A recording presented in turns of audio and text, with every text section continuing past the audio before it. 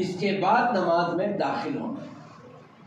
ایسا ہوتا ہے امام رکوع میں چلا جاتا ہے تو لوگ جو ہے آئے، جیسے ہی وہ مسجد میں آئے اور یہ اللہ اکبر کہہ کر رکوع میں چلے گئے، اور وہ بھی آ کر کے جھکتے جھکتے اللہ اکبر، جھکتے جھکتے، تو اس میں یہ کون سی تکبیر تحریمہ ہوئی کہ تکبیر انتقال ہوا؟ کچھ بھی نہیں ہوا، کچھ بھی نہیں ہوا۔ کیوں؟ تکبیرات انتقال دوسرے نمبر پہ ہیں، پہلے تکبیر تحریمہ، اور تکبیر تحریمہ کے لیے قیام ضروری ہے۔ رکعت ملتی ہے یا نہیں ملتی ہے اس پر بحث نہیں ہے، آپ آئے اطمینان سے رکیے، اللہ اکبر، کچھ مت پڑھیے، اس کے بعد پھر اللہ اکبر، تو اب پہلے آپ کی تکبیر تحریمہ ہو گئی اس لیے کہ قیام ہو گیا، اس کے بعد تکبیر انتقال جو آپ رکوع کے لیے تکبیر کی۔ بات سمجھ میں آ گئی آپ کی؟ تو تکبیر تحریمہ اور تکبیر انتقال میں کیا فرق ہے؟ جی الحمدللہ، یہ ذہن میں ہونا چاہیے۔ تکبیر تحریمہ کے لیے قیام کہتے ہیں کھڑے رہنے کو۔ جی ہاں، آپ کھڑے رہ کر رکعت باندھ کر کے رکوع میں جانے تک اگر امام رکوع سے اٹھ جاتا ہے کوئی مسئلہ نہیں ہے، کوئی مسئلہ نہیں ہے۔ آپ یہ دل سے نکال دیجئے کہ مجھے کسی بھی حال میں، جیسے ٹرین کیچ کرتے ہیں، تھوڑا سا دوڑ کے ہی صحیح پکڑ لو ٹرین، ایسا نہیں ہے، ایسا بالکل نہیں ہے۔ اطمینان سے آپ نماز پڑھیں، تو آپ قیام کریں، پھر تکبیر تحریمہ کہیں، اس کے بعد تکبیر انتقال بولے تو ایک حالت سے دوسری حالت میں جانے کو انتقال کہتے ہیں۔ کسی کا انتقال ہو گیا، اناؤنس کرتے ہیں یہ حالت سے اس دنیاوی زندگی سے اخروی زندگی میں چلے گئے، انتقال ہو گیا، سمجھ رہے ہیں؟ اب وہ جاتے کیسا ہے؟ یہاں موت ہوتی ہے، وہاں حیات شروع ہوتی ہے، یہ ہے انتقال کو آپ سمجھ لیں۔ اچھا، اب رکوع میں جانے کے بعد ہم کبھی کیا ہوتا ہے کہ لوگ امام سے پہلے رکوع میں چلے جاتے ہیں، کبھی ان کو معلوم ہے اب رکوع میں جاتی سو ان کا پڑکو ہوا، اب رکوع میں جاتی سو اللہ اکبر، اب انہوں بھی جا رہی سوچ اللہ اکبر، یہ رکوع بالکل نہیں ہوا۔ فَإِذَا كَبَّرَ الْإِمَامُ كَبِّرُوا، نبی کریم صلی اللہ علیہ وسلم نے فرمایا امام جب تکبیر کہیں تو تم تکبیر کہو، وَلَا تُكَبِّرُوا قَبْلَ الْإِمَامِ، امام سے پہلے آپ تکبیر نہ کہو، اور وَارْكَعِي مَعَ الرَّاكِعِينَ، رکوع کرنے والوں کے ساتھ رکوع کرو۔ برا بن عازب رضی اللہ عنہ بیان کرتے ہیں کہ اللہ کے رسول صلی اللہ علیہ وسلم جب تکبیر تحریمہ کہہ کر ہاتھ باندھ لیتے اس کے بعد ہم لوگ ہاتھ باندھتے۔ دوسری کیفیت، آپ جب رکوع میں مکمل طور پر چلے جاتے پھر ہم رکوع میں جاتے، اٹھ کر ہم کھڑے ہوتے، جب نبی کریم صلی اللہ علیہ وسلم سجدے میں چلے جاتے پورے طور پر، اس کے بعد ہم سجدے میں جاتے، تب تک کھڑے رہتے۔ آج ہمارا معاملہ کیسا ہے؟ میں غالباً 4-5 دن سے مسلسل کہہ رہا ہوں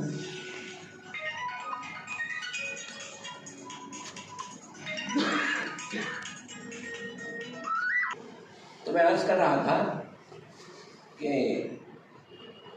رکوع میں امام سے پہلے کسی بھی عمل میں آپ نہ جائیں، پہلے امام جائے رکوع میں پھر آپ جائیں۔ رکوع کیا ہے نماز میں؟ کس جگہ پر ہے؟ فرض، واجب، سنت، مستحب، نفل کیا ہے؟ کس کیٹیگری میں؟ فرض۔ رکوع فرض میں۔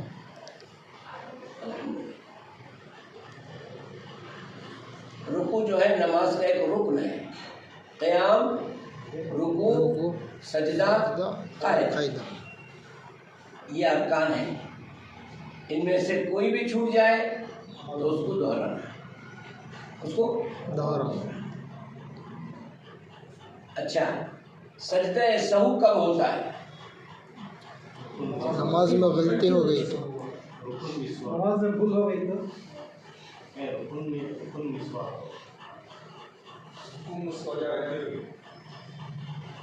نماز میں کچھ بھول ہو گئی تو یہ تو تین رکعت پڑھی، 4 رکعت پڑھی، ایسا بھول بھی گئے تھے، ویسے تو بھی ایسا سو سجدہ کر سکتے ہیں.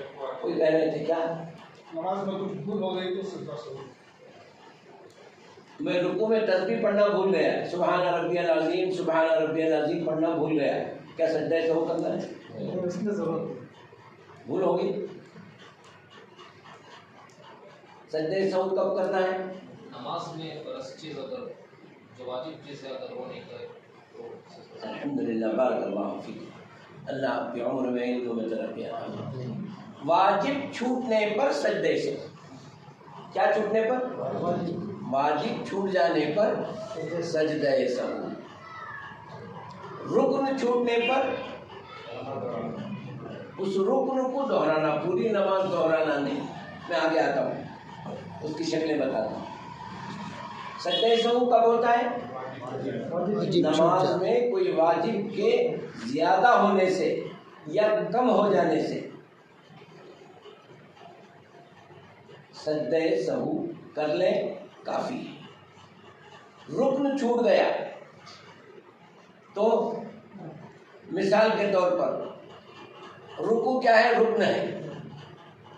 ایک شخص نماز پڑھا رہا تھا یا خود پڑھ رہا تھا، امام تھا یا منفرد تھا،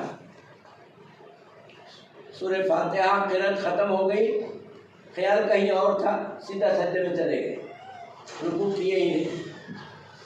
اور لوگ بھی ادھر ادھر کے خیال میں ہی تھے، تمہارے خیال میں، ہمیں ہمارے خیال میں. وہ پیچھے سے لقمہ بھی نہیں آیا، ذرا اپنے خیال رہا تو ان کو ڈاؤٹ شروع ہوتا ہے، کہاں سے بھی آواز ہے نہیں نا، میں غلطی پہ ہوں کہ میں صحیح ہوں، بولنا کہ نہیں بولنا. کون بھی بولے نہیں، میں کہیں کو بولنے دو، سچی ٹھہری گا، کرے رہے گا. جسے معلوم ہے وہ یہ پس و پیش میں خاموش ہو جاتا ہے، اور جسے خیال نہیں ہے وہ انہیں کے ساتھ ہو جاتا ہے. اسے یاد آ گیا. کب یاد آیا؟ دوسری رکعت میں یا سجدے میں یاد آیا، ارے میں رکوع ہی نہیں کیا، سیدھا سجدے کو آ گیا، تو کیا کرنا؟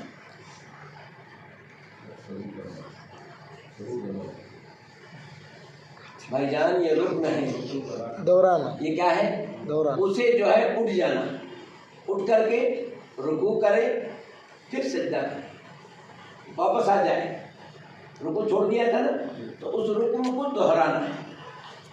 سجدے میں اگر یاد آ گیا تو اٹھ کر کے رکوع کرے، پھر سجدے کرے. اگر پہلے سجدے کر دیا تھا، وہ گئے، واپس آئے، رکوع کرے، پھر سجدہ کرے، نماز کنٹینیو. یہ کب؟ رکن چھوٹ گیا. رکوع تو چھوڑا، یہ پکا ہے. سجدے میں یاد آ جائے تو کب؟ سجدے میں. سجدے میں بھی یاد نہیں آیا، دوسری رکعت میں قرأت پڑھ کے رکوع کر کے سجدے میں گیا تو یاد آیا، ارے اس کی میں پہلی رکعت میں رکوع نہیں کریا تھا، یاد آیا. تب کیا کرنا؟ جی، اس وقت جو ہے پہلی جو رکعت گئی تھی اس کی، جس میں رکوع نہیں کیا تھا، بھول کر کے سجدے میں چلے گیا تھا، وہ رکعت گئی. اب جو یاد آیا وہ پہلی رکعت، وہ کیا ہے؟ یہاں سے نماز شروع. بات سمجھے؟ ایسے مسائل ہم کو معلوم نہیں رہتے. رکوع چھوٹ جانے پر یہ رکن ہے، اس کا اعادہ ضروری ہے. سجدہ سہو کافی نہیں ہوتا. کیا چھوٹنے پر؟ رکوع چھوٹنے رکوع پر. چھوٹنے پر. مثال میں آپ کو دیا، رکوع رکن ہے، چھوٹ گیا، سیدھا سجدے کو چلے گئے. سجدے میں یاد آ گیا تو واپس رکوع. جی، واپس رکوع کر کر واپس آ کر رکوع کرے پھر سجدہ کرے نماز کنٹینیو کرے سجدہ سہو نہیں یاد آنے تکبیر کے کہہ کے اٹھے جب بھی کسی عمل سے دوسرے عمل میں جاتے ہیں تو تکبیر بولی جاتی ہے اگر یہ خاموش اٹھے گا تو پیچھے والے بھی اٹھنا چاہیے کہ نہیں تو تکبیر بول کے اٹھے کھڑا ہو جائے پھر اللہ اکبر کہہ کے رکوع کرے اگر لوگوں کو یہ مسئلہ معلوم نہیں وہ پیچھے سے کچھ بھی بول رہے ہیں تو آپ اطمینان سے اپنا رکوع کریں سجدہ کریں پورے پکے ارادے کے ساتھ گھبرانے کی ضرورت نہیں اچھا پہلی رکعت میں یاد نہیں آیا دوسری رکعت میں یاد آیا تو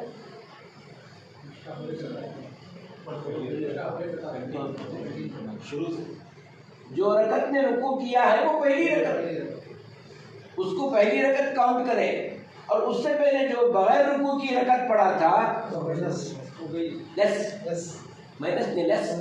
ہو گئی یہاں سے پہلی رکعت اس کے بعد پھر 3 رکعت پڑھے گا اس کے بعد 3 رکعت اگر 2 رکعت کی نماز ہے اس کے بعد پھر 2 رکعت یہ اور ایک 2 رکعت پہلے جو پڑھا تھا وہ گئی کیوں گئی رکن چھوٹ گیا تھا اب ایک عمل سے دوسرے عمل میں واپس ہو سکتا ہے پوری رکعت میں واپس جا نہیں سکتا اس لیے علامہ بن باز رحمۃ اللہ علیہ سے جب یہ مسئلہ پوچھا گیا تو انہوں نے جواب میں یہ دیا کہ اسی رکعت کو پہلی رکعت بنا لیں ایک اور رکعت پڑھ لیں جو غلطی والی رکعت تھی وہ بات سمجھ میں آ گئی سب کے سمجھ میں آئی آپ سمجھے الحمدللہ جی ہاں سورہ فاتحہ کے بغیر نماز ہی نہیں ہے نا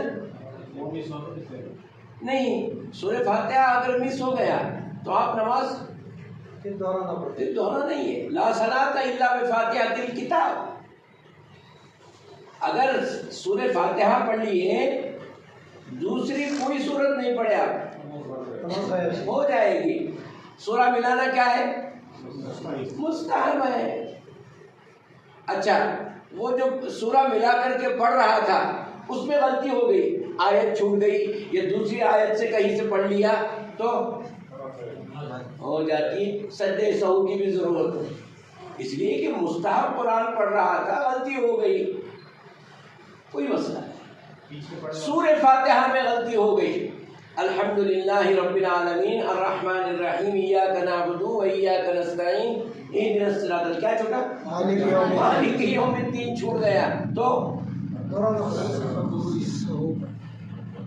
اس لیے کہ سورہ فاتحہ فرض ہے اس کے بغیر نماز نہیں ہے اس میں غلطی ہو گئی دہرانا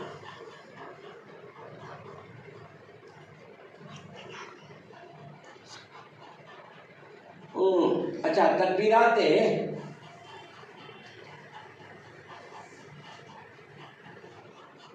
انتقال یہ کیا ہے واجب ہے سنت ہے مستحب ہے واجب نماز میں داخل ہونے کے وہ تکبیر تحریمہ نماز میں جو داخل ہوتے ہیں تکبیر تحریمہ تکبیرات انتقال رکوع کے لیے اللہ اکبر سجدے کے لیے اللہ اکبر سجدے سے اٹھنے کے لیے اللہ اکبر یہ جو اللہ اکبر ہے اس کو بولتے ہیں تکبیرات انتقال یہ کیا ہے اگر کسی نے سورہ فاتحہ پڑھا دوسرا سورہ پڑھا ایسے ہی رکوع میں چلا گیا تکبیر بولا ہی نہیں بھول گئے اللہ اکبر بولے بغیر رکوع میں چلے گئے تو ایسا ہوتا ہے ہو جاتا ہے تو کیا کرنا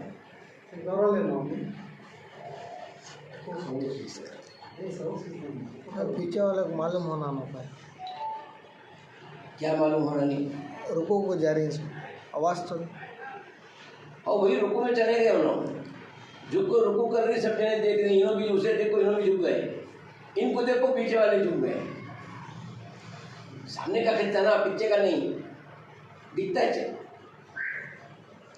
تو کیا کریں کسی نے کہا تھا سجدہ سہو کریں؟ آپ نے کہا؟ آپ نے کہیں سے آواز آئی تھی، آپ بولے تھے ماشاء اللہ، صحیح جواب ہے۔ اس لیے یہ تکبیرات جو ہیں بعض محدثین کے ہاں واجب کے درجے میں ہیں اور بعض محدثین سنت، تو بہتر یہ ہے کہ اس کو ہم سجدہ سہو کر لیں۔ تکبیر چھوٹ گئی، ایسے ہی رکوع سے اٹھ گئے، سمیع اللہ لمن حمیدہ، اس کے بعد جو ہے وہ تکبیر نہیں بولے، سیدھا سجدے میں چلے گئے، تو اس وقت ایک ہی ہے، کوئی بھی تکبیر چھوٹ جائے نماز کے درمیان کی تو کیا کرنا ہے؟ سجدہ سہو کرنا ہے۔ اب تکبیرات کب بولنا؟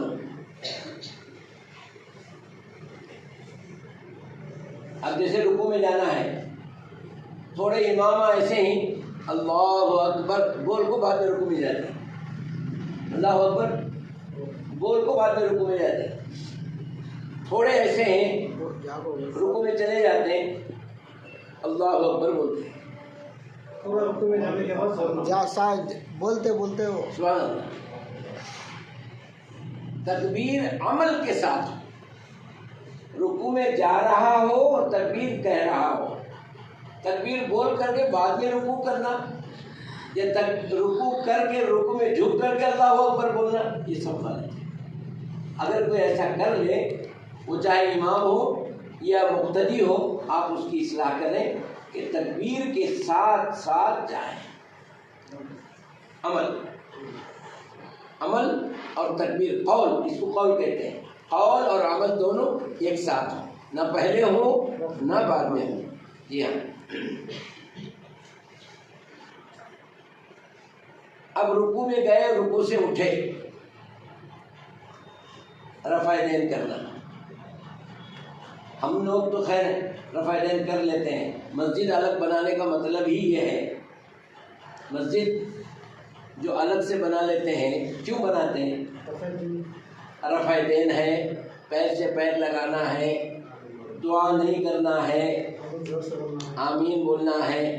دوسری مساجد میں جن کو یہ مسئلے معلوم نہیں ہیں، وہاں فتنہ ہوتا ہے، یا تو لوگ لڑ لیتے ہیں یا تو آنے نہیں دیتے، ہمارے مسجد کو آؤش نہ کو تمہیں ووٹ ڈال دیتے ہیں، اور بعض جگہ خود یہ لوگ نہیں جاتے، جو صحیح نماز پڑھنے والے ہیں وہ لوگ نہیں جاتے، ان کے پیچھے ہماری نماز نہیں ہوتی، یہ سوچ کر یا تو تاخیر سے جا کے پڑھ لیتے ہیں یا پہلے پڑھ کے آ جاتے ہیں، ہے نا۔ یہ پورے پرابلم سالو کرنے کے لیے الگ مسجد بن جاتی ہے، ورنہ الگ مسجد کی ضرورت نہیں ہے۔ وَأَنَّ الْمَسَاجِدَ لِلَّهِ، جتنی مسجدیں زمین پر ہیں وہ سب اللہ کی ہے اور عبادت اللہ کی ہے، ان کی مسجد ان کی مسجد، وہاں جانا یہاں نہیں جانا، ایسا کچھ نہیں۔ اب آپ پوچھیں گے شیعہ کی مسجد میں نماز جا کے پڑھ سکتے ہیں؟ آپ نماز پڑھ سکتے ہیں، مسجد ہے، دوسری مسجد بہت دور ہے سنیوں کی، 3-4 کلومیٹر ہے، اب اسٹیشن سے قریب جو مسجد ہے وہ شیعہ کی ہے، نماز کا ٹائم ہو رہا ہے، آپ کو وضو بھی کرنا ہے، ضرورت سے فارغ بھی ہونا ہے، نماز بھی پڑھنا ہے، کیا کرے؟ وہاں نماز پڑھے گا نہ پڑھے؟ انفرادی پڑھنے کا جانا، کیوں؟ مسجد شیعہ ہے کہ آدمی شیعہ ہے؟ لوگ شیعہ ہے، لوگ بول رہے ہیں یا علی یا حسن یا حسین، لوگ بول رہے ہیں، مسجد بول رہی کیا؟ مسجد شیعہ نہیں ہے، مسجد کیا ہے؟ اللہ کا گھر ہے، لوگ شیعہ ہیں، آپ ان کے پیچھے مت پڑھیے۔ الحمدللہ ذہن وسیع ہو، مسئلہ معلوم ہو، مسئلہ کیا ہے؟ قرآن کی دلیل دے رہا ہوں، وَأَنَّ الْمَسَاجِدَ لِلَّهِ۔ لوگ جو ہیں یہ اہل حدیث کی مسجد، یہ دیوبندیوں کی مسجد، یہ تبلیغیوں کی مسجد، وہ جماعت اسلامی کی مسجد، وہ شیعہ کی مسجد، یہ سنی کی مسجد، لیکن مسجد کس کی ہے؟ اس میں رہنے والے لوگ ایسے ایسے ایسے ہیں، نماز آپ کی ہو جائے گی۔ بات سمجھ میں آئی؟ قصور مسجد کا ہے کہ لوگوں کا؟ لوگوں کا ہے۔ اب انفرادی نماز پڑھنے پر اس کو آسان کیا تو بند نہ پڑے گا؟ کہاں؟ اب شیعہ کی مسجد میں نہیں، آپ گھر میں بھی نماز پڑھیں گے تو آزان بول لیں، سنت ہے۔ ہاں یہ تو ان کی اذان الگ رہتی ہے اس کے واسطے نہیں ان کی، میں کیا بولا، شیعہ سے ہم کو کچھ لینا دینا نہیں، لینا دینا نہیں، اگر ایسا موقع پڑ گیا تو نماز نہیں بات ہو رہی مسجد کی۔ مسجد پر آپ اپنی نماز پڑھ لیں، پڑھ سکتے ہیں، نماز ہو جائے گی، اس لیے کہ جگہ پاک ہے، مسجد عبادت کے لیے جگہ بنائی گئی ہے۔ بنانے والے شیعہ ہیں، مینجمنٹ کرنے والے شیعہ، اذان دینے والے شیعہ، اذان کا طریقہ شیعہ کا، وہ ہم کو اس سے کچھ نہیں لینا دینا، اور ہمارے لیے عذر ہے۔ کیوں؟ ہماری مسجد دور ہے، سنی مسجد کا ہے 4 کلومیٹر پر ہے۔ دور ہے، جا نہیں سکتے، جانا آنا، یہ ٹرین چھوڑ کے دوسرے ٹرین کو کیچ کرنا ہے، آدھے گھنٹے کا فرق ہے، نماز پڑھنا ہے، قریب میں مسجد ہے، پڑھ کے آ جائے، ہو جائے گا۔ مسئلہ بتا رہا ہوں، صرف پاسبلٹی کیا ہے، سمجھ رہے ہیں؟ اچھا ہے،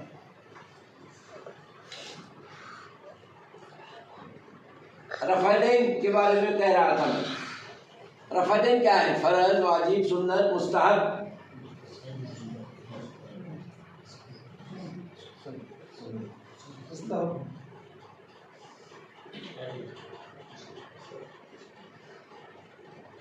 یہ چیزیں ہم کو معلوم ہونا چاہیے۔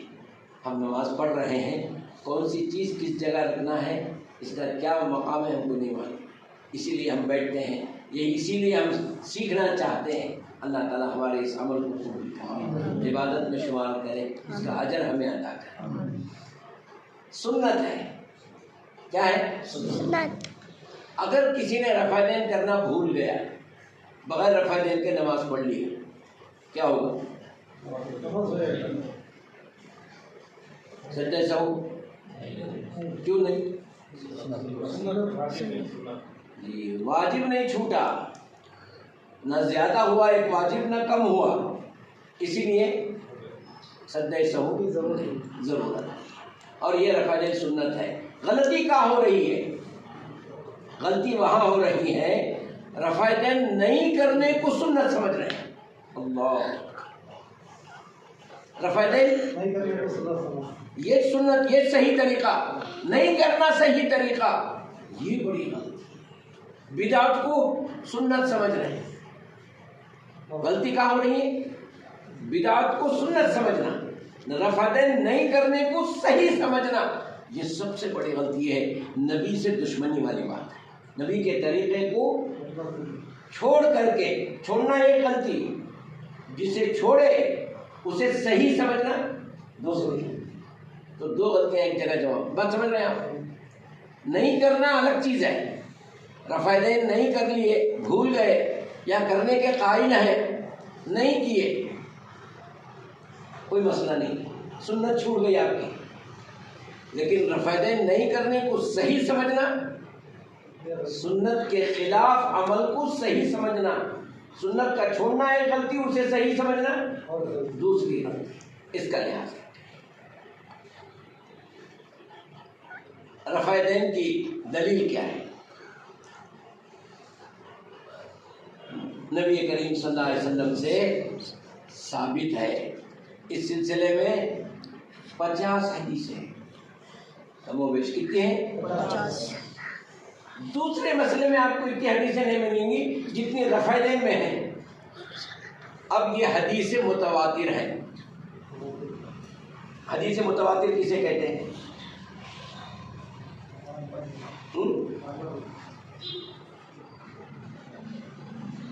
اس کے مقابلے میں کون سی حدیث ہے؟ وائٹ، بلیک،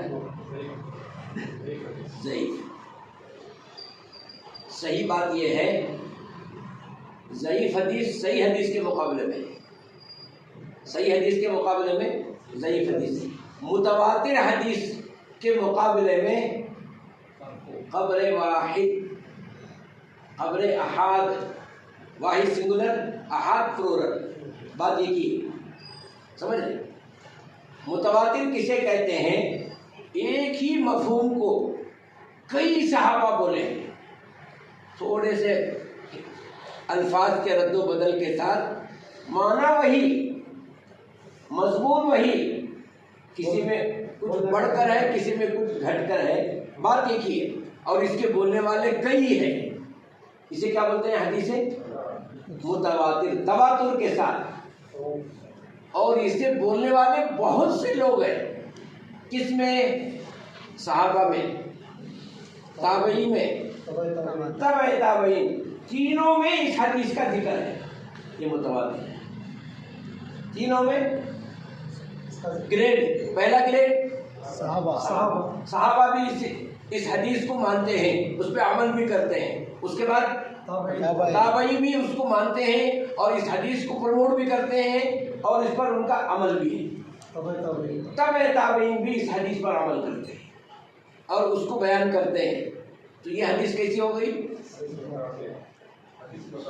متواتر، تواتر کے ساتھ، continue, first grade, second grade, third grade, صحابی، تابعی، تبع تابعی، ان تینوں نے بھی اس حدیث کو۔ اب یہ جو رفع دین والا مسئلہ ہے، نبی کریم صلی اللہ علیہ وسلم نے رفع دین کیا تو صحابہ نے بھی کیا، آپ کے بعد خلفائے راشدین نے کیا، پھر تابعین کے زمانے میں ہوا، تبع تابعین کے زمانے میں بھی رفع دین رہا۔ رفع دین گیا کب سے؟ جب سے فقہ شروع ہوا۔ جب سے فقہ کب سے شروع ہوا؟ میرے ٹائم بولو۔ 125 سال، 80 سال۔ سوال کیا ہے اس کو سمجھو پہلے۔ فقہ شروع کب سے ہوا؟ ابو حنیفہ کب پیدا ہوئے پوچھا تو 80 ہجری میں پیدا ہوئے۔ پیدائش کی ڈیٹ نہیں پوچھا، میں پوچھ رہا ہوں فقہ رائج کب سے ہوا؟ 300 سال کے بعد، نبی کریم صلی اللہ علیہ وسلم کے انتقال کے 300 سال کے بعد فقہ شروع ہوا۔ تب تک رفع دین ہر جگہ تھا، جب صرف دو ہی چیزیں چل رہی تھی 300 سال تک۔ کیا کیا؟ قرآن اور حدیث۔ اب حدیثوں میں تھوڑی گڑبڑ ہو رہی تھی، کہیں ضعیف حدیث تھی، کہیں بولنے والا دماغ برابر نہیں تھا، کہیں جھوٹا آدمی تھا، کہیں بے نمازی تھا، انہیں بھی حدیث میں شامل ہو گیا، اور جھوٹ بولنے والا بھی حدیث بولنے میں شامل ہو گیا، جس کا قوت حافظہ برابر نہیں تھا انہیں بھی حدیث بولنے میں شامل ہو گیا۔ ایسا ہو کر کے حدیثوں میں گڑبڑ ہو گئی، تو امام بخاری آئے۔ پہلے فقہ ہے یا پہلے امام بخاری ہے؟ فقہ پہلے ہے جی۔ 120 سال کے بعد نبی کریم صلی اللہ علیہ وسلم کے انتقال کے 20 سال کے بعد فقہ بننا شروع ہوا، چالو نہیں ہوا، صرف بننا چالو ہوا۔ عمل میں ہے 300 سال کے بعد ریکارڈ میں آ گیا، چالتی میں آ گیا، اس کے قاضی بن گئے، جگہ جگہ پر ان کے قاضیوں کو بٹھایا گیا، ان کے فتوے جو ہیں فقہ کے اوپر ہونے لگے، قرآن اور حدیث کو چھوڑ کر فقہ پر ہونے لگے۔ سمجھ رہے ہیں آپ؟ تو حدیث متواتر کسے کہتے ہیں؟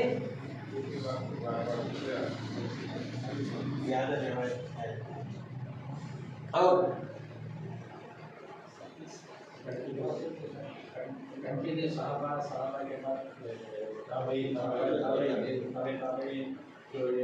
تینوں زمانوں میں وہ حدیث چل رہی ہو، عمل بھی قول بھی، وہ حدیث تواتر۔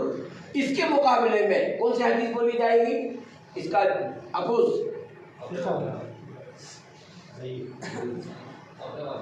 الحمدللہ، الحمدللہ، خبر واحد۔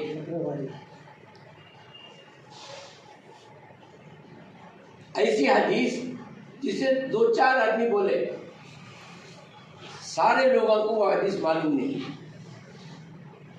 حدیث صحیح حدیث ہے لیکن اسے بولنے والے اتنے نہیں ہیں۔ وہ ہے خبر واحد، وہ ہے خبر واحد۔ ایسے کئی حدیثیں ہوں تو اخبار احاد، اخبار پلورل، احاد پلورل، اخبار خبر کا پلورل، احاد واحد کا، بات سمجھے؟ اخبار احاد، اور اگر ایک ہی حدیث کے بارے میں بات ہے تو خبر واحد۔ انتظام بھیا نہیں دکھ رہے بنگلور گئی، ہاں؟ بنگلور گئی۔ انتظام مینجمنٹ ہے اسے، ہاں الحمدللہ دونوں طرف توجہ ہونا چاہیے، پھر آخر میں بھاگ بھگانا چاہیے۔ جی ہاں، تو ہماری بات کیا ہو رہی تھی؟ خبر واحد، اس کے مقابلے میں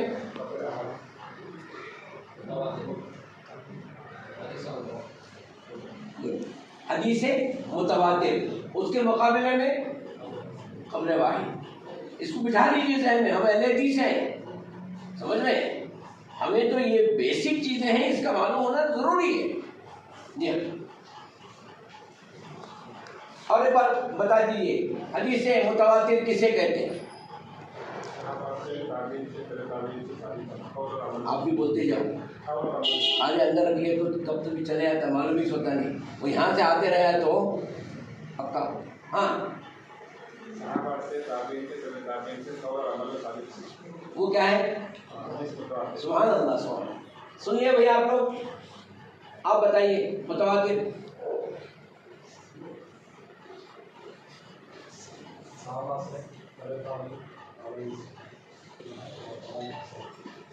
اس کا عمل بھی رہا ہو اور وہ حدیث چلتی بھی رہی ہو تینوں زمانوں میں، وہ کیا ہے؟ حدیث ہے۔ اس کے مقابلے میں کون سی حدیث ہے؟ خبر واحد۔ خبر واحد کسے کہتے ہیں؟ تین صحابی سے حدیث ہے۔ ایک ایسی حدیث ہے جسے ابو ہریرہ رضی اللہ عنہ نبی کریم صلی اللہ علیہ وسلم سے بیان کر رہے ہیں، میں سنا نبی سے اور میں بیان کر رہا ہوں، یہ کیا ہو گئی؟ خبر واحد۔ زیادہ لوگ نہیں ہیں اس میں، ٹائم نہیں ہے، سمجھ رہے ہیں؟ تو یہ ہو گیا۔ اب رفع دین کی حدیثیں خبر واحد ہے کیا حدیث تواتر ہے؟ متواتر حدیث ہے۔ یہی بتانے کے لیے مجھے یہ بتانا پڑا، حدیث متواتر کیا ہے، خبر واحد کیا ہے، یہ بتانا پڑا۔ رفع دین کی حدیثیں جو ہے تواتر کے ساتھ ہیں، متواتر ہیں، سمجھ رہے ہیں؟ جو لوگ یہ کہتے ہیں کہ یہ منسوخ ہے، احناف کیا بولتے ہیں؟ کرے نہیں گئے اللہ کے رسول ہمیں نہیں کر کو بولتے نہیں، لیکن وہ منسوخ ہے، وہ چھوڑ دیے ایک بھی حدیث میں۔ کتنی نہیں ہے تو آپ لا سکتے ہیں، پوچھ کر کے لا سکتے ہیں، میں اپنی اصلاح کر لوں گا۔ علم ہے، کم بھی ہوتا ہے زیادہ بھی ہوتا ہے، میرا علم کم سمجھوں گا میں، اور اگر حدیث کہیں لائے بھی آپ سند دے کر لائیں، یہ ضعیف ہے کس کیٹیگری کے ہے؟ حسن ہے، مرفوع ہے، جی ضعیف ہے، موضوع ہے، یہ دیکھ کر کے حدیث نے دین کو سمجھنا ہے۔ دین کو سمجھنا بھی عبادت ہے، دین کو سمجھنا یہ بھی عبادت ہے۔ اچھا، تو رفع دین کے تعلق سے بات ہو گئی۔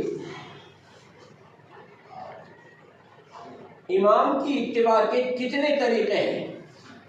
میں اس سے پہلے بھی بتا چکا ہوں۔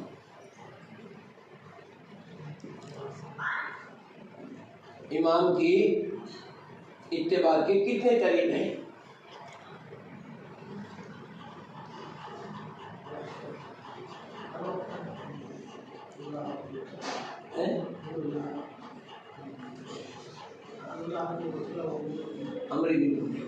میرا سوال یہ ہے کتنے طریقے ہیں، کس کس کی کرنا ہے؟ تو اللہ کے، اللہ کے رسول کی، ولی ہونے کی، کس کی کرنا میں نہیں پوچھ رہا ہوں۔ نماز میں امام کی اتباع کرنے کے کتنے طریقے ہیں؟ وہ ہے 4، میں بتا چکا ہوں۔ ایک ہے مسابقت، ایک ہے امام سے پہلے چلے جانا، امام ابھی سجدے میں گیا نہیں، 2-3 سجدے ہو کر رکھے چلے گئے رہتے سجدے میں، اسے کیا بولتے؟ مسابقت۔ سبقت کر جانا، امام سے آگے چلے جانا، ایک طریقہ۔ دوسرا طریقہ موافقت، امام کے ساتھ ساتھ تمہیں انہیں دونوں مل کو ایک ساتھ رکوع میں گئے، تمہیں انہیں مل کو دونوں ایک ساتھ سجدے میں، ہمارا سوچ جو یہاں چل رہا ہے موافقت، برابر برابر، اتباع نہیں ہو رہی ہے، کیا ہو رہی ہے؟ موافقت۔ تیسرا، آپ تکلیف میں کرسی میں بیٹھے، اللہ تعالیٰ دین میں تکلیف دینا پسند نہیں، جی اطمینان سے بیٹھے، دیکھیے۔ ہاں دوسرا طریقہ کیا ہے؟ منافقت نہیں، مسابقت، موافقت، الحمدللہ۔ تیسرا متابعت، اتباع، امام رکوع میں پورے چلے جانے کے بعد اب رکوع میں جائیں گے، یہ ہوگی متابعت، اتباع۔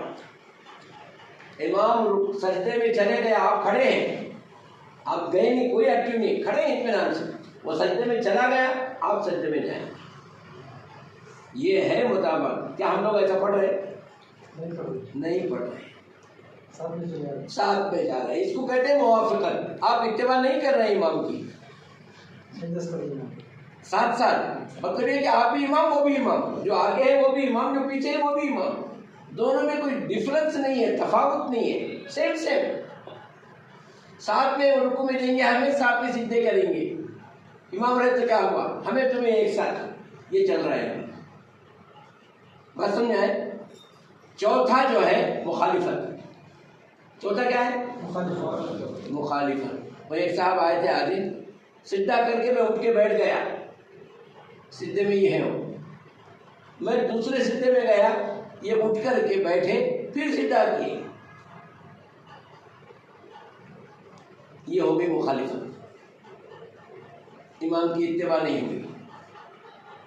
بعض لوگ رکوع میں آ کے شامل ہو جاتے ہیں، امام اٹھ گیا رکوع سے، انہوں پورے تسبیح 5 بار 6 بار پڑھتے چلتے، وہ بیچارہ کھڑا ہو کر کے وقفہ دے کے وہ سجدے میں گیا، یہ اٹھ کر بعد میں سجدے میں جائے، مخالفت کہ وہ میں کیا رکوع کی تسبیح پڑھیا نہیں، وہ کیسا ہو جاتا ہے، تسبیح پڑھ کو بعد میں گیا، تو اتباع کہاں ہوئی؟ امام کی اتباع تو چھوڑو، نبی کریم صلی اللہ علیہ وسلم کی حدیث کیا ہے؟ انما جعل الامام لأئمة الاتباع، امام کو اس لیے بنایا جاتا ہے کہ آپ اس کی اتباع کریں۔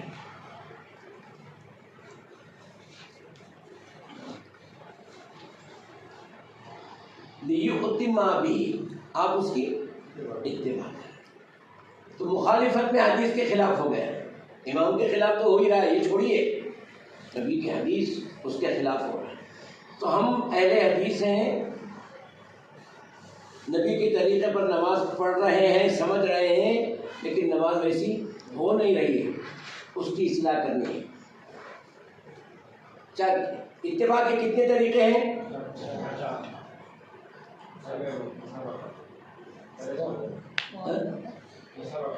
کیا بولتے ہیں؟ مسابقت بولے تو امام سے پہلے عمل کرنا، دوسرا موافقت، موافقت مطلب امام کے ساتھ ساتھ میں مل کو گئے، امام سلام پھیرا آپ بھی سلام پھیر رہے، دوسری طرف سلام پھیرا آپ بھی دوسری طرف پھیر رہے۔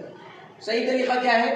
امام السلام علیکم ورحمۃ اللہ، السلام، دونوں طرف سلام پھیر دے پھر آپ سلام پھیریں، یہ صحیح طریقہ ہے، سمجھ رہے؟ اس کے ساتھ سلام پھیر دیں تو یہ ہوگی موافقت۔ اچھا تیسرا، وہ تو پہلے بولے، متابع، اتباع، امام کے رکوع میں جانے کے بعد ہم رکوع میں جانا، اس سے وہ اٹھ کر رکوع سے کھڑے ہو جانے کے بعد ہم اٹھنا، اور وہ کیسے اٹھنا؟ عمل کے ساتھ تقریر بھی ہو، سمجھ رہے؟ قول بھی ہو، عمل بھی ہو۔ اٹھ کر کھڑے ہو کر کے بعد میں اللہ اکبر بولنا یہ صحیح نہیں ہے، پہلے رکوع میں اللہ اکبر بولنا کو بعد میں اٹھ کر کھڑے ہونا یہ بھی صحیح نہیں ہے، اٹھتے اٹھتے اللہ اکبر کہیں، امام کے لیے یہ ضروری ہے، مقتدیوں کے لیے اس کے کھڑے ہونے کے بعد میں آپ اٹھیں اس کے رکوع میں چلے جانے کے بعد میں آپ جائیں. یہ نبی کا طریقہ ہے, یہ حدیث پر عمل ہے. بات سمجھ میں آئی؟ تو کتنے طریقے ہو گئے؟ اور ایک کون سا ہے؟ مخالفت. وہ کیا ہے؟ امام کے عمل کے بعد ہمیں عمل کرتے رہنا. دیر سے اٹھنا. امام دو طرف سلام پھیر دیا, لوگ بھی سلام پھیر دیے, بعد میں ایک صاحب میں پورا تحیات پڑھ کو, تمہیں سب جلدی پڑھ لیے کہ کیا کی معلوم نہیں, میں سکون سے تحیات پڑھ کو اب سلام پھیرو. پھر اکیلے پڑھ لو نا یار. بس سمجھ آئے؟ یہ ہو گئی مخالفت. تو اس میں صحیح کون سی ہے؟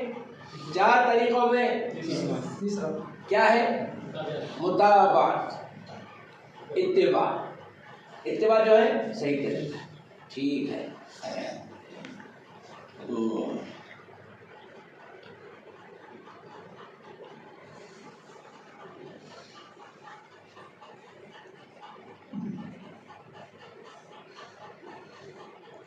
اب رکوع کیسا کرنا؟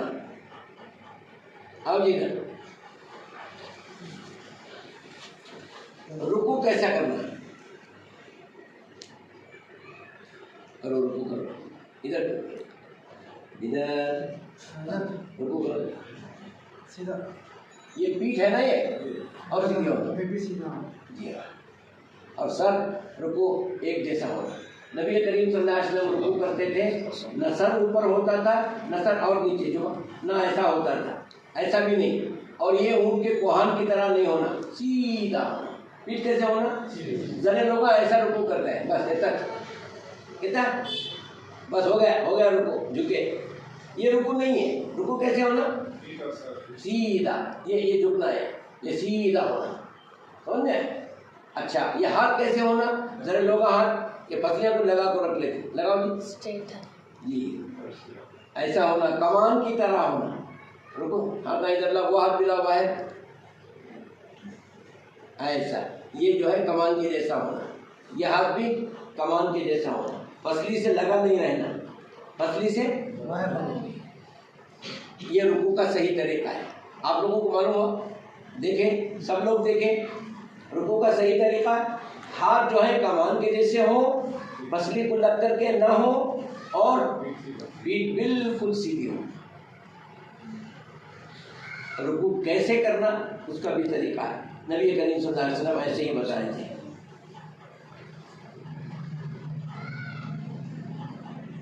اور تھوڑے سجدہ کرتے وقت ہاتھ ایسا رکھتا تھا سیڈا میں, وہ صحیح ہے. میں سجدے کی بات نہیں ہے, صرف رکوع میں ہے. آج ہم رکوع میں ہیں. انشاءاللہ آئندہ یا کل سجدے کی بات آئے گی, اور سجدے کی ٹاپک میں سجدے کی سب ایک ساتھ نہیں, کمپلیٹ رکوع کے حد تک آج جو ہے بات ہو رہی ہے. آج کا درس جو ہے رکوع تک ہے. اب رکوع میں تسبیحات, تھوڑے لوگوں کو صرف سبحان ربی العظیم یاد ہے, ان کا خیال کانت بھی رہتے, زبان چلتے رہتی, کمپلیٹ ہو گیا ہے وہ. ایسا نہیں ہونا ہے. نبی کریم صلی اللہ علیہ وسلم الگ الگ پڑھتے تھے. سبوح قدوس ربنا ورب الملائکہ, یہ بھی پڑھتے تھے. اللہم اجرنا من النار, یہ بھی پڑھتے تھے. کس میں؟ رکوع. سبحان الملک القدوس, سبحان الملک القدوس, یہ بھی پڑھتے. تو رکوع کی کئی تسبیحات ہیں, تو وہ بھی پڑھیں, وہ بھی پڑھیں, ایک ہی ٹائم نہیں, کبھی وہ دعا پڑھیں, کبھی وہ دعا پڑھیں, ظہر میں یہ دعا پڑھیں, عصر میں یہ دعا پڑھیں. اس سے کیا ہوتا ہے, توجہ رہتی ہے. مجھے ظہر میں سبحان ربی العظیم پڑھا تھا, اب سبوح قدوس ربنا ورب الملائکہ پڑھوں گا, تو دماغ کہاں ہے آپ کا؟ دعا ڈفرنس پڑھ رہے ہیں, تو کیا پڑھنا, دماغ وہاں لگا ہوا ہے. اسی کو تو خشوع اور خضوع کہتے ہیں. آپ کا خیال نماز میں رہے. بات سمجھ میں آ گئی؟ تو رکوع میں خالی سبحان ربی العظیم سبحان ربی العظیم, عمر بھر 60 سال سے نماز پڑھ رہے, 60 سال سے وہ ایک ہی چرٹ لے جائے, ایسا نہیں. سمجھ رہے؟ انشاءاللہ یہ کچھ باتیں تھیں رکوع کے تعلق سے, انشاءاللہ یہ ہو گئی. اب ہم دعا کر لیں گے, اس کے بعد سوال جواب کریں گے. سبحانک اللہم و بحمدک, اشہد ان لا الہ الا انت, استغفرک و اتوب الیک.